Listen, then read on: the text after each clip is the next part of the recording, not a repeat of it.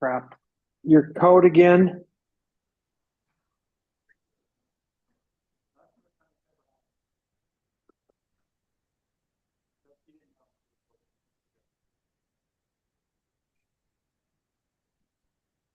We are recording, Mayor. Thank you. Okay. Thank you, everybody, for being here. My name is Mike Wickers. I'm the mayor of Cottonwood Heights. And as the mayor, I serve as the chair of the board of canvassers of Cottonwood Heights, while the city council serves as the members of the board. Item number 2 on our agenda this evening is to report on the election results for the 2024 general obligation bonds. And we will have our deputy city recorder, Maria Devereaux, report those results for us.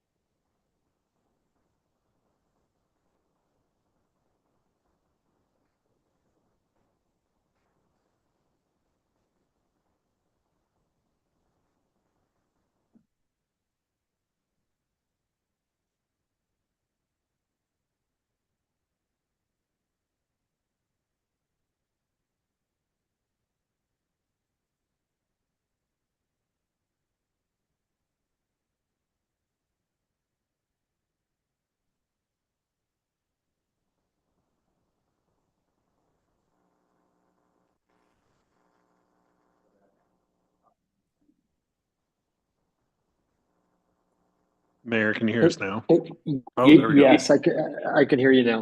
I can hear you now. Okay. So thank you, everybody, for being here today. Today is today is Tuesday, November 19th. My name is Mike Wickers. I'm the mayor of Cottonwood Heights, and as the mayor, I serve as the chair of the board of canvassers of Cottonwood Heights, while the city council serves as the members of the board. Item number 2 on our agenda this evening is to report the election results for the 2024 general obligation bonds. And I'm going to have our deputy city recorder, Maria Devereaux, do that right now. Hi. All right. Well, hello, Board of Canvassers. Salt Lake County sent the final election results approved at their canvass meeting earlier today. Cottonwood Heights City has 22,068 active voters and had an 88% turnout. That's amazing. Total votes cast, 17,054. Total votes cast in favor of issuing the general election bonds, 8,939 at 52.42%. And total votes cast against issuing general obligation bonds, 8,115 at 47.58%.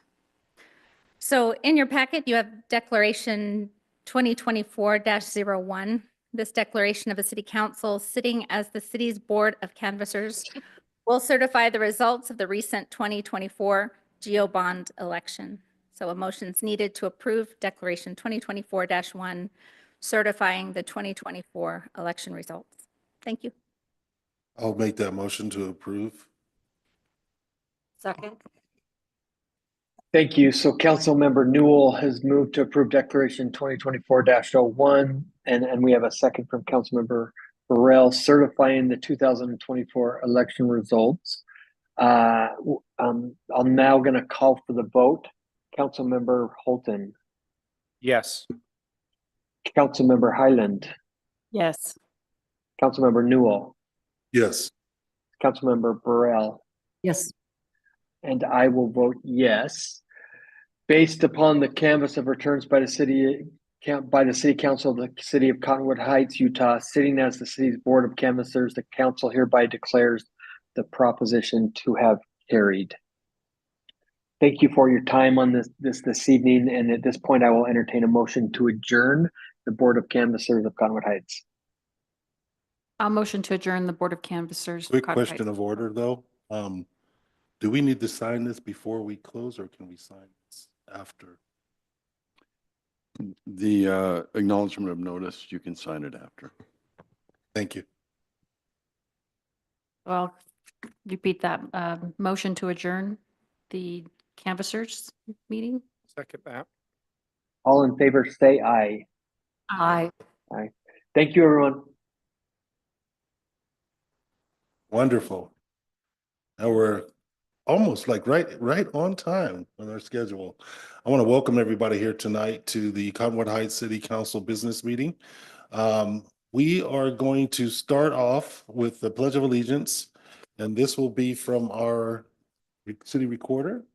And we want to welcome Ms. Higgins to do this. Is your first time doing the Pledge of Allegiance? Wonderful. I'm glad that the chief helped me volunteer you to do this. This is wonderful. So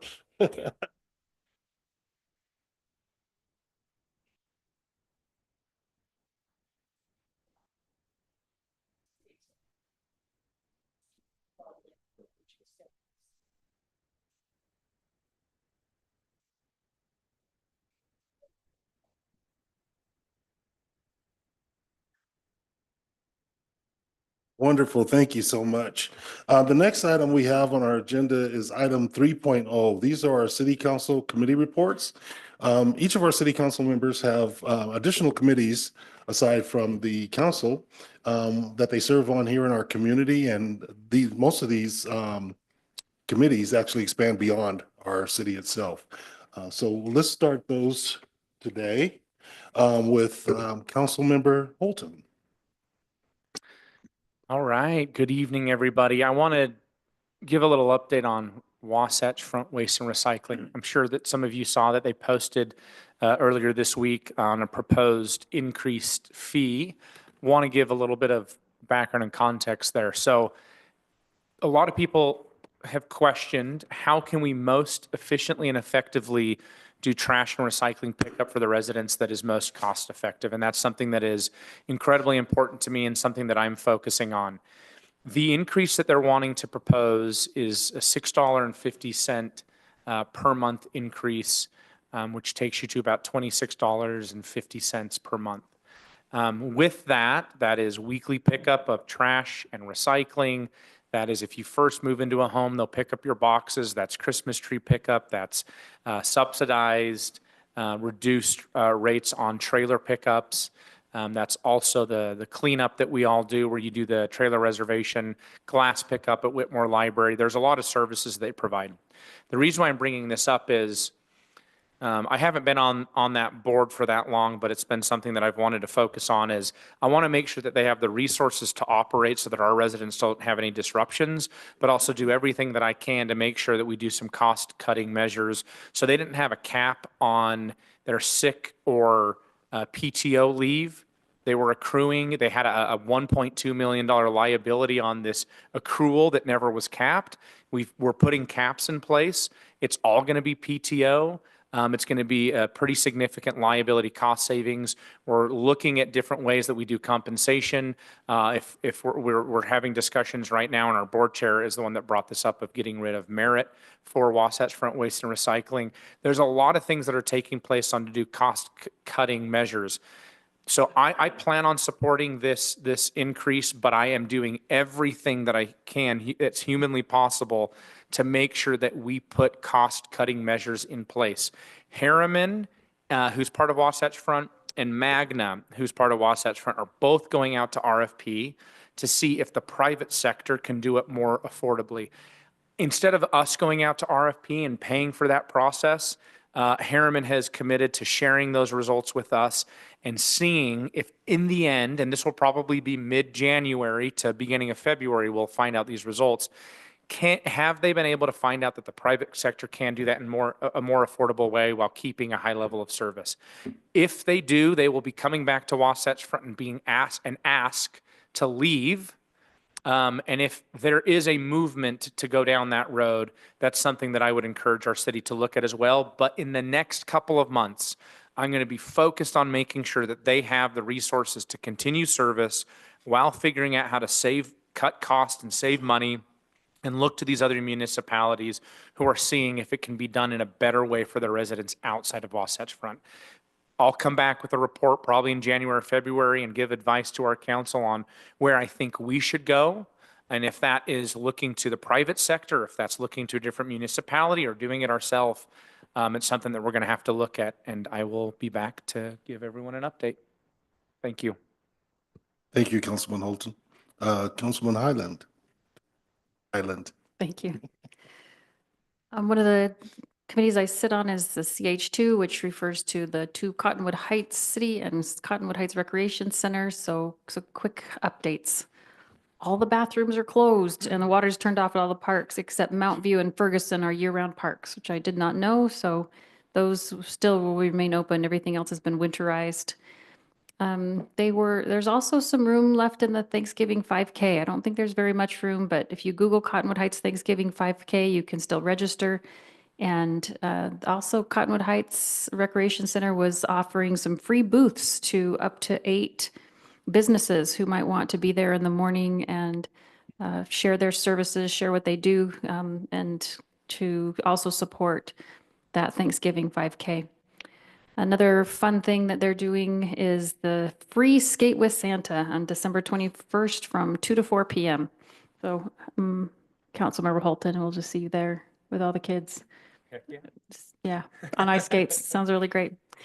And then the other committee that I sit on is the emergency management, and there was just a presentation, which is the presentations are done quarterly for residents to learn more about emergency management. I know it just sounds like so boring. That's never going to happen. But there really are emergencies that even I've been prompted to be a little bit more prepared for. And this particular presentation was about sheltering in place and what you would really need to do to be able to take care of yourself and your family. And as Chief Brenneman, Assistant Chief Brenneman continues to say, is that I'm not coming, for 3 or 4 days. So you better be prepared to be able to take care of yourself. And hope is not a plan. So I will just continue to nudge everyone here, including our council and our city, to continue to be prepared to take care of yourself in an emergency. That's all I have today. Wonderful, thank you. Councilmember Burrell? Yes, good evening, everyone. It's been a very active last month for me. I've attended a number of meetings inside and outside of our city regarding things that I am working on, including I attended a half-day conference in Draper regarding child sexual abuse. And I'm happy to report that while this is a severe problem in Utah, 1 in 7 children are sexually abused. We have 65% of Utahns who think we have no problem at all in this area. And so we can thank our state senator Colomar, who led the bill, Senate Bill 205 in this year for prevention education efforts to reduce that ratio of hopefully eventually eradicate child sexual abuse in Utah.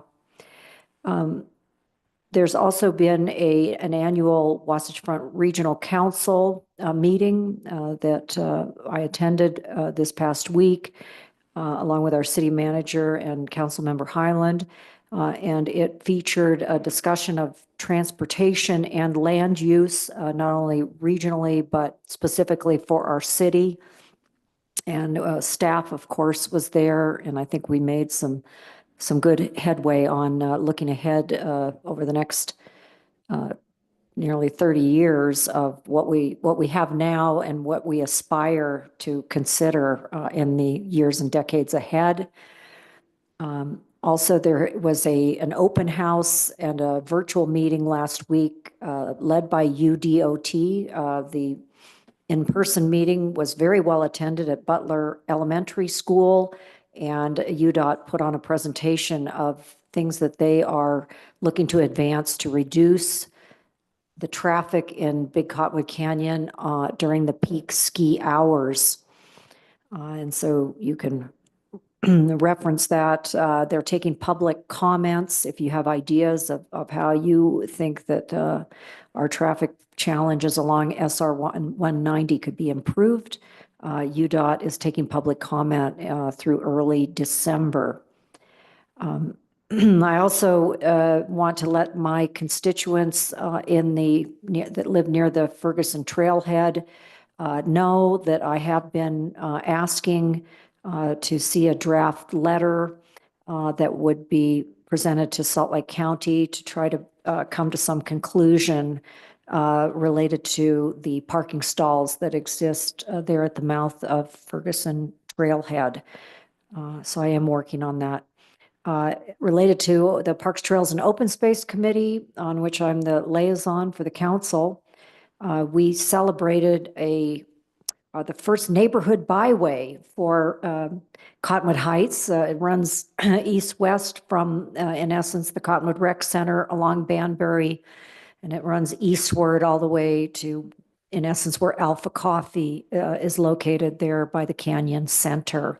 And so it ensured that our outdoor celebration at Bywater Park was the snowiest, coldest day that we've had so far this year, but there was still about maybe 15 of us who were at Bywater Park, and we lifted hot chocolate and hot spice cider and celebrated, again, the first neighborhood byway for Cottonwood Heights.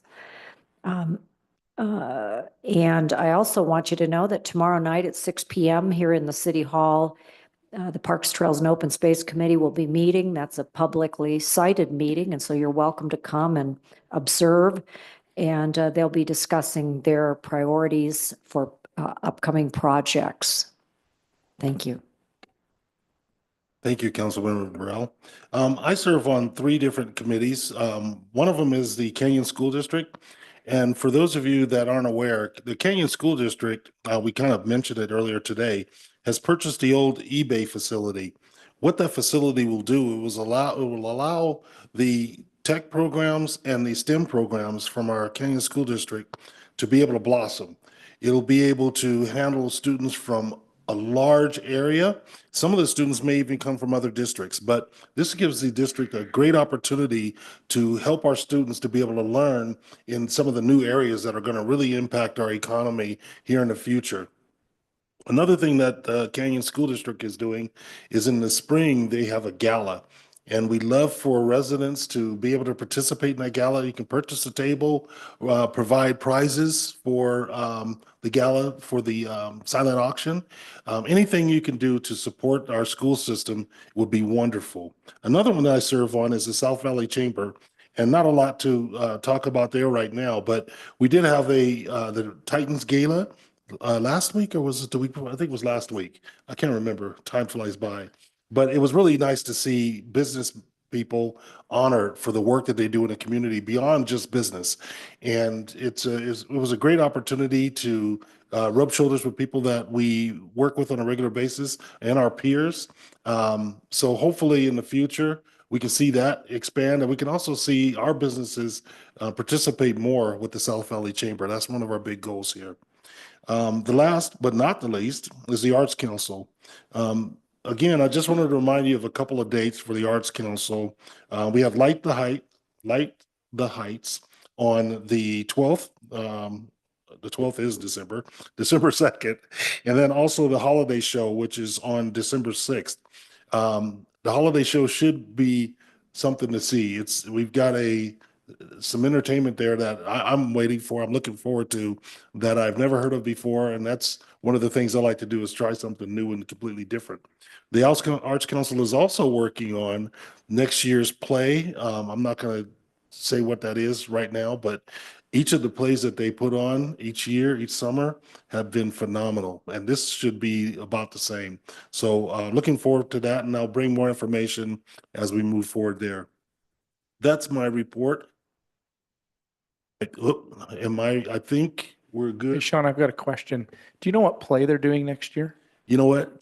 Yeah. Let me put it on a little piece of paper and Okay. pass it to you. No, I'm not going to share that. Thank you very much. Next, we're going to move into our citizen comment period. Here we give a chance to citizens to be able to express their concerns in the city or express the things that they feel good about.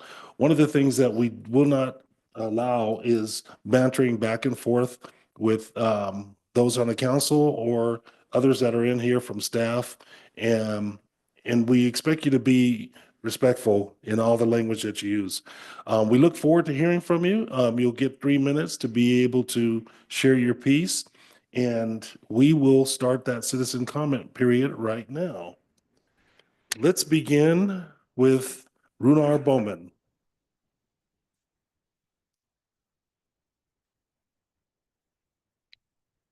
Good evening, Councilmember Newell and City Council. So I can see a couple of things. The first thing I want to mention is that tonight I heard a discussion about stripping up the hill here on the Bengal and I think it's 3500 intersection. And there was a discussion, there was a mention about the safety of pedestrians crossing. And just from experience, I ride the bus to work and I get on and off the bus at Highland and Fort Union, and I have to cross that intersection right by McDonald's. Hugely busy intersection, crazy traffic. And the thing that I practice is I never assume that the motorists see me. And I always turn and I look at the first motorist in line who wants to turn, and I make eye contact with that person. If I don't make eye contact, I wait. Because like I said, you never want to assume they see you. And once I make eye contact, then I move across the street. And as a motorist, I see pedestrians all the time, never looking when they cross intersections, never turn their head. And I think if people would take that practice of assuming they're not being seen and make eye contact, and because when you make eye contact, you telegraph your intentions. So the person knows you want to cross. You're not staring at your phone, you're making eye contact. Anyway, I would just think that if more people would take that practice, we could avoid a lot of bad outcomes. The second thing I wanted to mention was the practice of chip sealing. As we all know, Bengal was chip sealed this summer. I'm an avid road bike rider, and I ride up 2300 and up Bengal on my road rides, and I come back the same way. And in both those roads are really busy roads, a lot of traffic, a lot of volume on it. And before they were chip sealed, in both cases, they were in pretty bad shape, cracks, holes, whatever, a lot of imperfections. And what I find out is that when we chip seal or cap seal, I guess the proper term is cap seal, at first glance, it looks great. It's all nice and black, looks nice and looks smooth. And that's the thing I want to mention is it looks really smooth. But if you're on a road bike, it's like riding a bucking bronco coming downhill. The road is really uneven. And all those little imperfections that were there before they cap sealed, all they've done is magnified them, just made them bigger. So you got to hang on to your bike for dear life going down those roads. And I heard some mention that this was a more cost-effective way of doing it, and that, however, it had a relatively short lifespan, as opposed to tearing out all the asphalt and resurfacing the whole road and making it nice and smooth, which would last a lot longer but cost more. So my question is, has the council ever investigated the cost, benefit of one over the other, as far as, on busy roads like 2300 in Bengal, would it make sense to just do a complete redo on those roads? Because they get so beat up that when you just cap seal them, you're just kind of band-aiding the road. You're not solving the issue of the road being uneven and all those other sorts of things that go with it. So I'd appreciate maybe just some response as far as the difference between those two options. Thank you. Great, thank you. We'll have someone reach out to you. Next, we have Gretchen Dennison.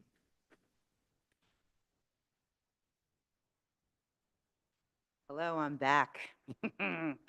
As you all know, thank you very much, for being here, and I appreciate you all being devoted members to our council and doing your best to make our city better at every turn. Regarding Bengal and the four-way stop, it is a problem. We know it is a problem. The turns, the traffic, the whole thing. We need to kind of review Bengal as a whole. So I ask, please, for you guys to review your priorities. With third-party studies regarding the four-way stop and the overall use of Bengal and where its future lies. We have all these schools, kids traveling, we have tons of foot traffic. We need to kind of reevaluate that. And I think before making any rash or irrational decisions just by throwing in removing things and adding things. We need to look at the safety and, hire road engineers to really look at this by a third party, not by opinion. The safety of our community and our neighborhoods, positive energy is a common goal. My ask would be for you guys to thoroughly consider the data. Perhaps a blinking light, which I have been asking for relentlessly for years and years and years, like 30 years that I've lived here. And I live on that corner, so I'm asking for the blinking light, note that. Our neighborhood feedback, we need to get everybody in the neighborhood to also, give back their information on what they feel is best. There's not going to be that many more homes on that right-hand turn. I do know it's a problem. I have almost been hit in my driveway or pulling in and out of my driveway. I do understand this, but we have to look at this as a global problem, not just a quick, let's make a right-hand turn fix. Let's get rid of all the parking and everything on the road. I'm not opposed to removing parking if that is what's going to make our four-way stop safer. I am here for safety too.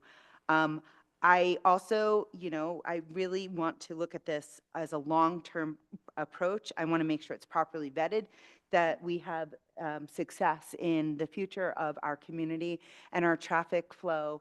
And I want to look at Bengal. I would love to see what I saw when I was in Boise, Idaho.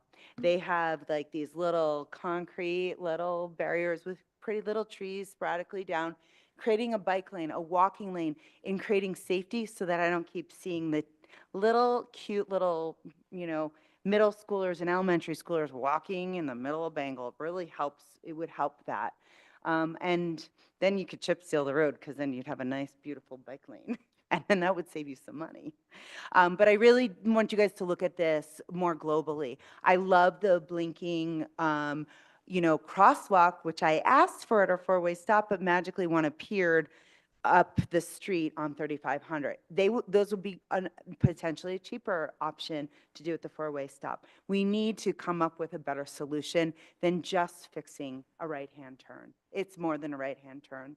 And I know you guys are going to be asking for feedback, so I'd love to give it. I clearly have a lot more to say. But thank you. Thank you, Gretchen. Wonderful. Okay, now we're going to move into item 5.0. There are standing quarterly reports. Our first quarterly report will be our quarterly financial report from our Finance and Administrative Services Director, Scott Jurgis.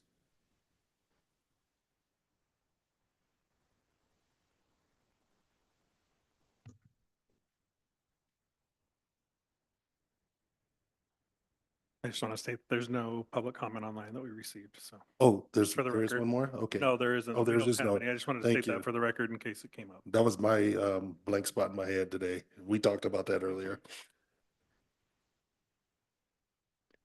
All right. So we've more or less finished up the year with our financial statements, but haven't the 2023-24 year. I'm going to show you this part of it because I don't anticipate it to change. There's other aspects that are still kind of in flux on our financial statements that we'll present to you at our second meeting in December. However, this takes our budget from the last year, our beginning fund balance, our revenues, our expenses, excuse me, our transfers out, and then shows the net change in our fund balance with our ending fund balance. And then this percentage is a percent of our ending fund balance as it relates to our revenues, because that's how we have to quantify that. Excuse me. Our projection is in the middle column here, and then our actual that we're looking at is right here on the end. So if you look at that, our actual was better than our budget by about $1 million.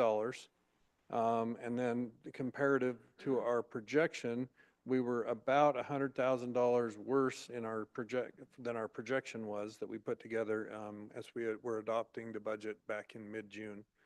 So just take a look at that. Now, one item that I noticed as I was actually sitting over here is this compensated absence. It's not 660,000 anymore. I think it's 723,000, but I can't remember the number off the top of my head.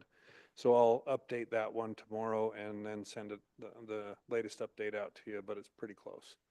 And then some of the drivers in terms of revenue or expense drivers, why we did have different numbers are listed down here. And so I don't know if there are any questions as it relates to this. This is, again, a recap of our last fiscal year that finished at the end of June this year. Is there any questions? Okay. Can you remind me what the lag is in sales tax revenue? Is it by It's a about month? 2 months. 2 months? Yeah, and we'll go into a little bit more of that here in the next couple slides. Yeah. So moving on to the next couple slides. So this is a history of our property taxes in the city from inception until recent.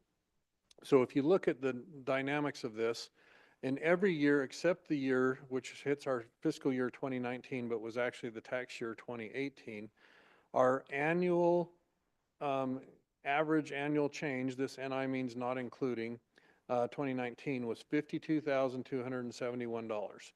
That isn't very much change in that time frame, and that's because as property values go up, the tax rate goes down, so that we just basically get the same amount. And we get new increases for things like when a house is built, or when a basement is finished, or when a addition is put on a house, or when a new business is built, or things along those lines. That creates what's titled new growth, and that brings new taxes with it. But you can tell we don't get a lot of increase from that. That we would, if we were balancing our budget solely on property tax, it would be an extremely flat budget and we'd have problems. And so property tax is not one of the areas that that we're going to solve future, cost increases from, but it's a dependable source of revenue that we can depend on year in and year out. Now, one thing about property taxes is that most of it is collected during the months of November and December. So we're right in the thick of receiving most of our property tax. We get probably 90 to 95% of it during November and December. And so by the end of December, we will have received most of our budgeted revenue of $8,279,000. Maybe we'll be, $7,700,000 at that point in time, or something like that.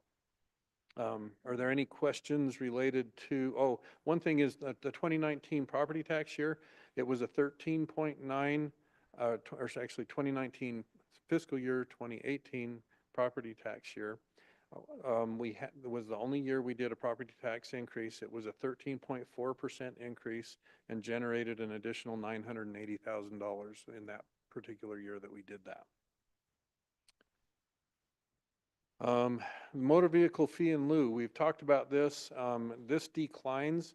We used to get about $500,000 out of this, and you can see now we're down in the 300-ish thousand range. What happens with this is it's allocated to all property tax entities in the Salt Lake County area, because the motor vehicle fee in lieu, a car registered here in Salt Lake Valley wouldn't have some of their fees go down to Utah County. It would stay in Salt Lake County. But your entities that don't do property tax increases lose share, if you will, in the whole gamut of property taxes charged throughout the valley.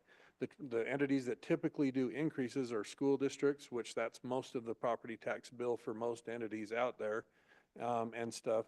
And then you'll have some districts that do them more regularly, and cities tend to be averse to doing property tax increases or do them small when they do them. And we have only done one since the inception of the city.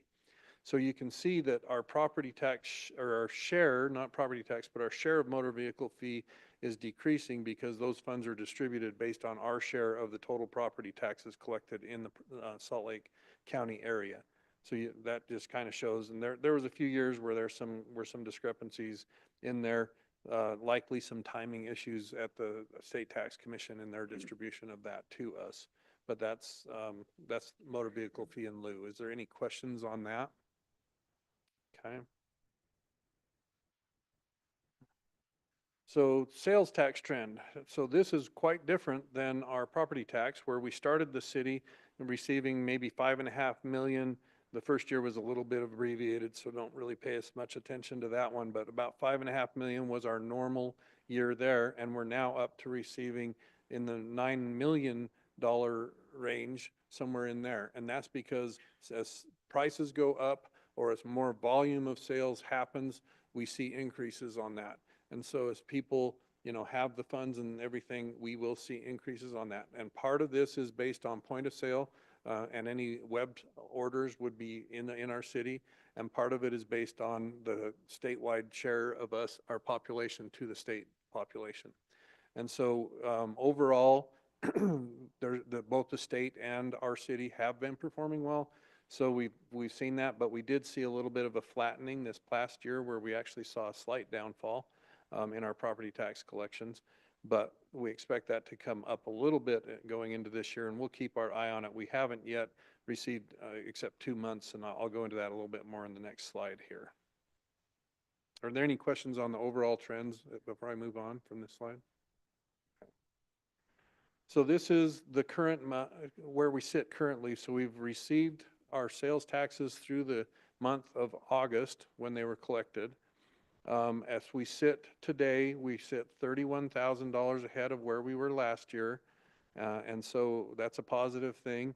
It's not hugely out there, but there are fluctuations month to month because if somebody's late with a payment or something, the State Tax Commission has cutoff dates in terms of when, what they service when, and then they will carry things over into a next month and stuff. But through August, we're $31,000 ahead. Again, we received just under $9.1 million last year and the year before. And we're budgeted at 9.7 million. If I was to guess this early on, I would say maybe we'll be in the 9.4 to 9.5 range, but we'll kind of see what happens as we go through the year, and we'll refine that projection as we get more months of data moving forward. Any questions on this particular item? Okay.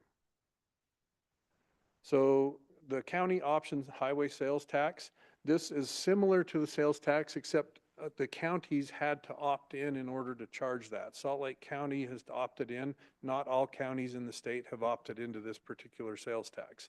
So the distribution is slightly different than what we see with the regular sales tax.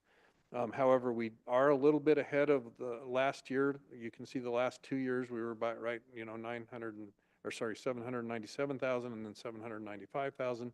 This year, we're sitting at about 3,500 ahead of last year. I think that puts us probably pretty close if you can, get a real accurate forecast off of 2 months out of 12 to get close to our $810,000 of budget on that. So that would be my guess. Any questions on this particular slide? So the transient room tax, this is again a function of just short-term rentals, if you will, within our city. Predominantly hotels, but can also be impacted by other short-term rentals. I don't anticipate right now any new hotels being built in the short term, so I wouldn't anticipate that our net revenues would change a lot on this unless we did something with our short-term rentals. Then we would possibly see some change in this. But under the current conditions, I don't think that this will change a lot unless the rental rates go up a lot, because then since it's a percentage-based tax, it would increase a little bit because of that. But I don't anticipate any other increases. Currently, we're only about $400 ahead of where we were in 2024, so we're pretty much on track with that one. The municipal energy tax, again, this is a percentage tax applied to the power and gas and natural gas rates that are charged to various customers throughout the city. As you look at the history in the past, in 23, there was an increase. I believe this was from what was then Dominion, is now Enbridge gas. They had an increase there. And so moving forward, that's been relatively stable at a little more than $2.5 million. Our budget is set a little bit more than that. Currently, we're $63,000 ahead of what we had in 2024. Not exactly sure why that is, but we did have a pretty hot ending of our summer, so that could factor in as more electricity is used for cooling, because it can be a volume as well as a price impact in terms of our collections on that. The cable franchise tax, we have not yet received anything. We expect to receive some probably later this month. And so in looking at that, we don't have any indicators, but you can see that that's been a little bit on the decline, and we'll watch that and see kind of what happens with that.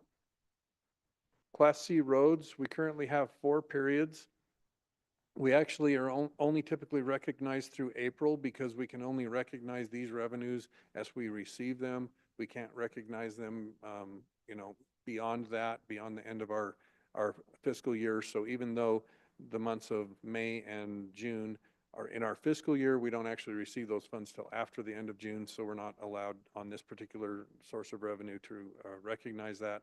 So we go from May through April in terms of our recognition period.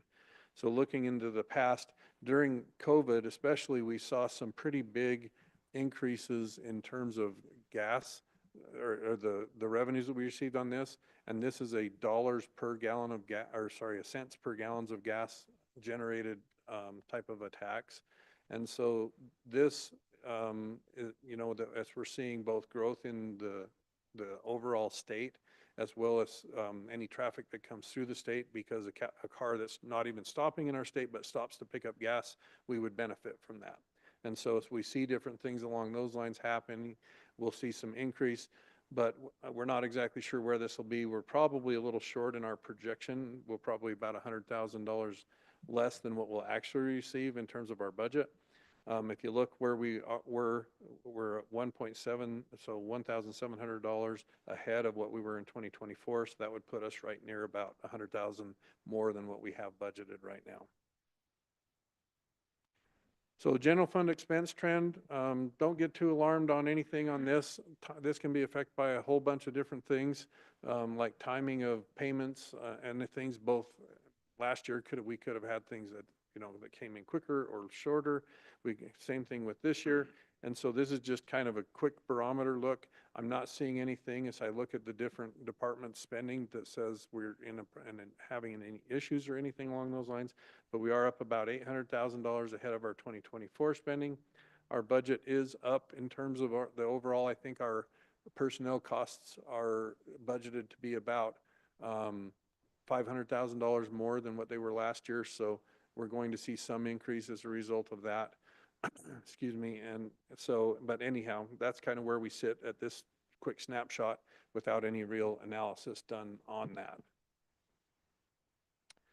And then revenue trends. So I ran the revenue out from 2010 forward. And then I put these little call outs here. These call outs relate to the first one, $1,294,000, is the CARES funds that we received at the beginning of COVID, and then the $2,002,000 that we received in 2 successive years is the state and local fiscal recovery funds, or the ARPA funds. And so you can see that our revenue tends to go up in a general sense. We probably in 2017 received some kind of a grant, is my bet, but I wasn't here during then, so I don't know exactly what it was without doing a little more research. But in a general sense, our revenues tend to go up each year, and you can see that trend on the orange line that goes up, and we're expecting that will be the case as we move forward there as well. And then this is our overall revenue trend. So right now, we're about $568,000 ahead of where we were last year in terms of our revenue recognition, and so that's a good thing. And we're sitting at just a little more than 4 million. And again, you can see these 2 months of November and December are high collection months, and that's due to our property taxes mostly coming in those 2 months. And I think that is all I have. Are there any questions that anyone had? Don't see any questions. Thank you so much, Scott, for all of your hard work. Next, we have our Unified Fire Report from Assistant Chief Riley Pilgrim. I was challenged to beat that presentation.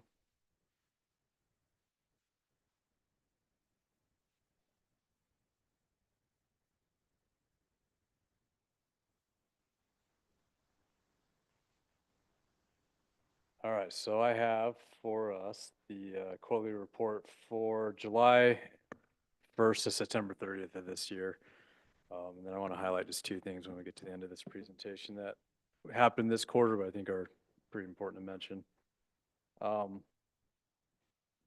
right, so for this last quarter, we had 583 total incidents in Cottonwood Heights.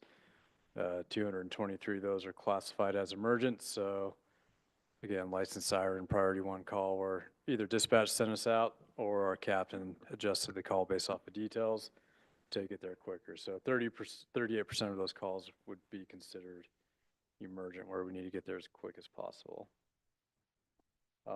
Looking back at just the previous quarters, so on this top row, that shows you our call volume for each month in this quarter. So July 178, August 203, and September 202. And then just the previous 2 years, so 2022 and 23, so 581 and 609. So not a huge fluctuation in calls year to year even. So we're looking good. Again, that's just between the two stations here in Cottonwood Heights. Right, a quick question. So, I mean, there's a perception that we should have a lot more incidents in July because of fireworks. That's not reflected. Is that true in other years, or is this an anomaly? It depends. From my experience, the restrictions that are in place are pretty effective. I think through enforcement and just people following the rules, that's definitely helped out. We also, even though there's a lot of emphasis on how dry and kind of critical the situations were, it really, in my experience of doing wildland fire for 25 years, I've seen way worse. So I think there's a lot of build up to a potentially bad season, which is precautionary. They want to get the message out there that things are still very volatile. And if you notice in Utah, our season actually really took off in August, September. We had the bigger fires in Utah happen towards the later end of the season. So in July, we were approaching critical conditions, but we weren't quite there. So I think that also helps. So, and you're right, usually in July, especially depending on where we are, our call volume might spike a little bit. Plus, just with summer recreation, people out and about, a lot of times we'll see a little bit of an increase there. So similar to wintertime when people are driving and crashing cars and doing all that. So yeah. For call types, again, nothing too out of the ordinary as far as no significant major fires that we saw or anything like that. The ALS calls on our EMS calls, that got lumped together for some reason. Our data analytic program combined all of our ALS calls. That could be a cardiac issue, breathing problem, sick person. It could be a bunch of different things. So we're sorting that out so it goes back to what the actual top calls were. But at least 142 are ALS calls, a lot of traffic incidents, falls, sick people that weren't ALS, so BLS, which doesn't involve medications or advanced treatment like cardiac, heart monitor, anything like that. And overdoses. And this data will be valuable as we start working into the health in the heights and working with the other stuff. We're gonna be using a lot of, hopefully, our analytics and with what we can get with PD on just the different types of calls we go on to maybe do some community risk reduction. And so the data and the stuff that we see is gonna be pretty valuable in that process. So in this program, we'll be able to help us do that. And then just the other calls that are typically non-emergent, they're usually public assistance related calls, such as getting people out in their locked cars, their kids are in there, their pets are in there, lifting people up, changing batteries in a smoke detector, a lot of different things that we get called for that aren't emergent, but we still are able to provide assistance to the public. So this is one, again, I mentioned I pay close attention to. Within Cottonwood Heights, so Station 110, right there on Fort Union. They usually are the busier station until winter hits, and then 116 starts to catch up with them with all the canyon responses. But 90% of our calls are still being covered with our Cottonwood Heights units, and then 126, which is the next station just to the west in Midvale, which is to be expected. And again, our goal is closest unit to the call. So whether it's a UFA unit or a Sandy unit or a Murray unit, whichever one happens to be closest is who we want to get there.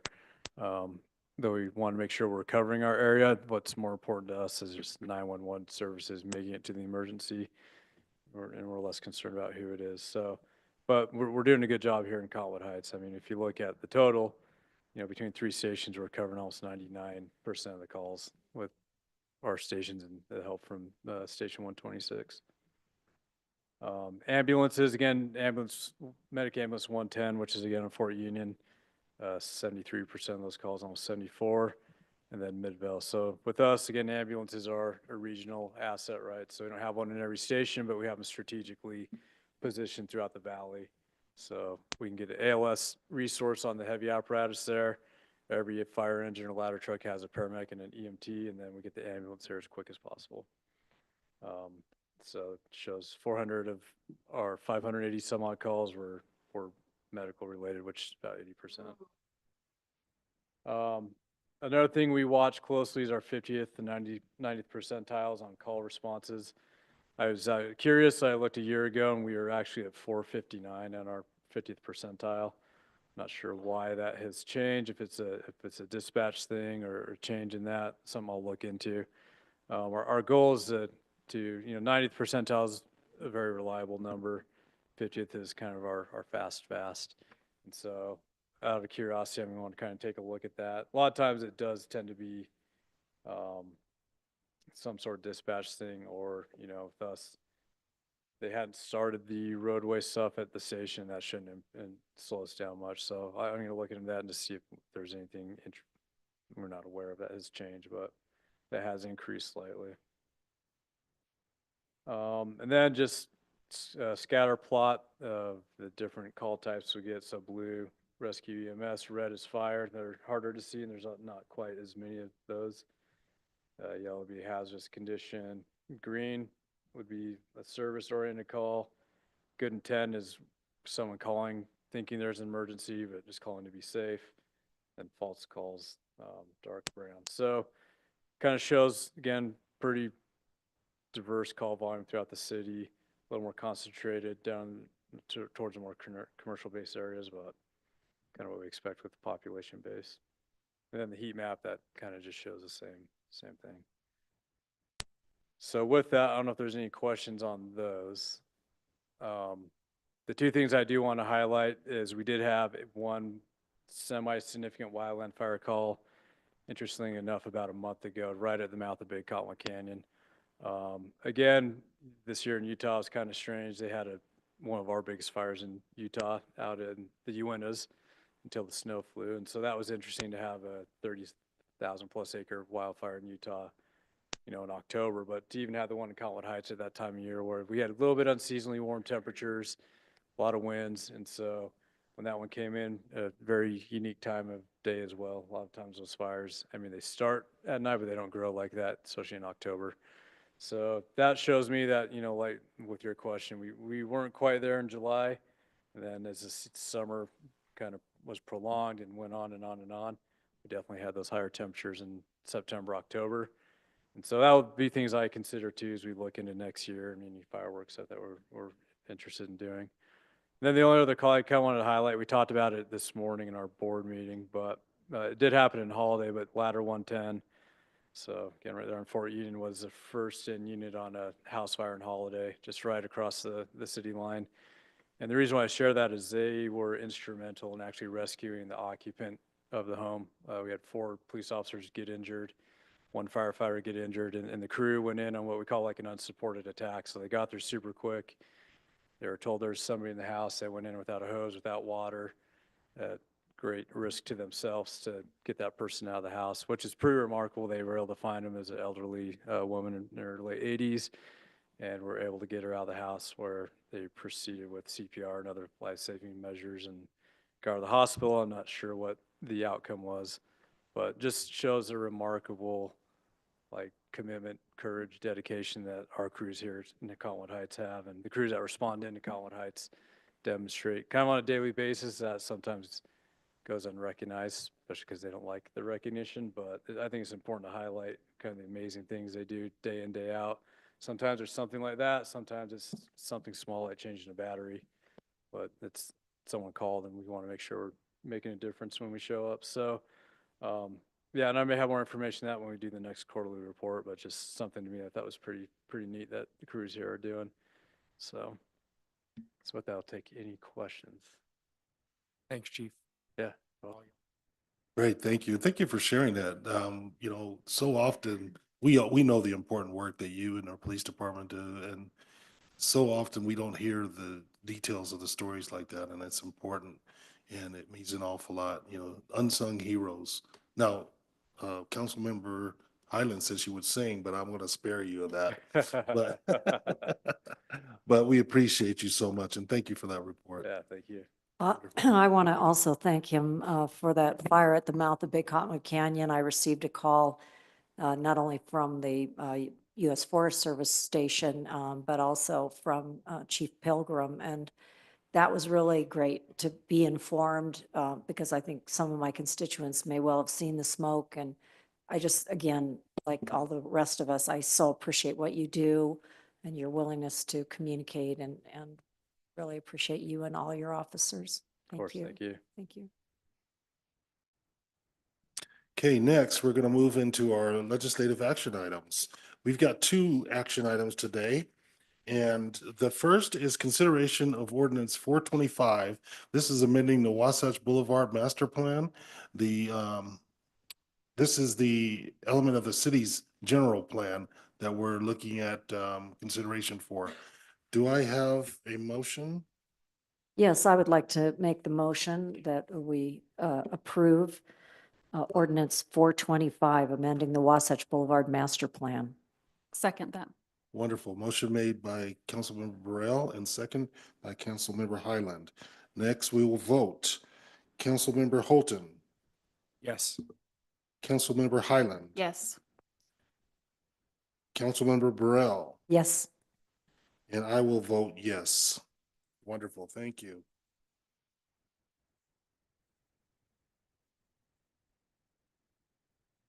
Next, we have consideration of resolution 2024-70 concerning the Development Review Committee. This we talked about earlier in our other meeting. I can't even remember what meeting I'm in now, the work meeting. Thank you, Matt. And I want to make sure that everybody got a chance, hopefully online, to hear about it. And I wanted to, thank everybody for the work that was done there. Can I get a motion for resolution 2024-70? I'll move to pass resolution 2024-70. I'll second. Wonderful. That motion was put in play by Councilmember Highland and second by Councilmember Holton. Now we're ready for the vote. Councilmember Burrell, Yes. Councilmember Highland, Yes. Councilmember Holton, Yes. and I will vote yes. Wonderful. Next, we have the approval of our minutes for the city, which is part of our consent calendar. Can I get a motion to approve those minutes? I'll make a motion to approve our consent calendar. I need a little bit of help here. I actually do not remember receiving these minutes. So should I abstain since I have not reviewed them? A vote, Shane? Yeah, without doubt. Okay. We have a second? I'm sorry. I don't know that I saw those minutes either.